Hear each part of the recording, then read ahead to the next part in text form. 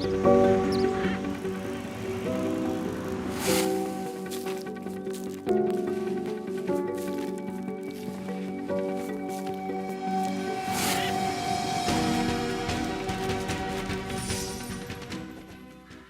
we continue in Honduras, traveling through different areas of this Central American country where we find interesting stories and projects that are changing the lives of the population.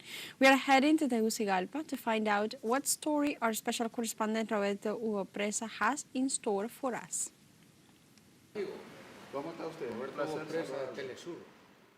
At first glance, no one would notice that this man has lost both his legs and one arm. A train mutilated his limbs. But thanks to a government donation, he now walks and uses his two hands. I was in a wheelchair, and these prostheses definitely changed my life, as I say, especially now that I have the support of a synthetic arm. It is very useful to have a secretariat that cares about people with disabilities. And that is very important because I am a beneficiary, and I thank the government.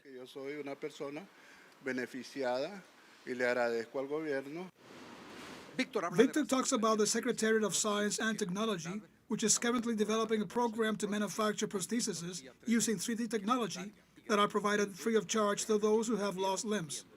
Each prosthesis has a market value of $9,000.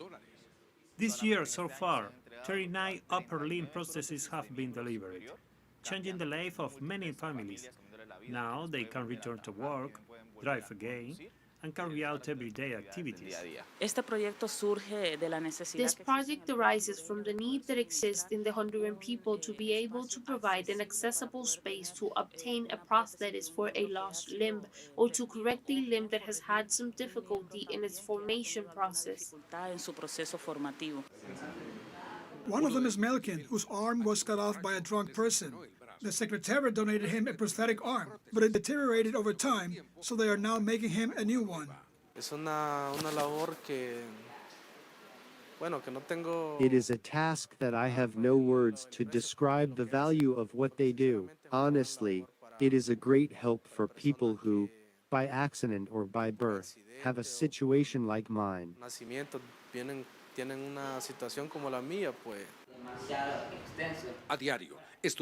Every day, students from all over the country visit the Technology Center to witness and collaborate on new projects. Joanne, for example, was impressed and asked to do his internship here. Surprisingly, his creativity led him to make this prosthesis inspired by the pain of his mother, a victim of breast cancer. I made it yesterday afternoon, and I want to show it to the minister so that breast prostheses can be made. Who is the first one for? For my mother. Why? Because she's a fighter, and she's very great to me.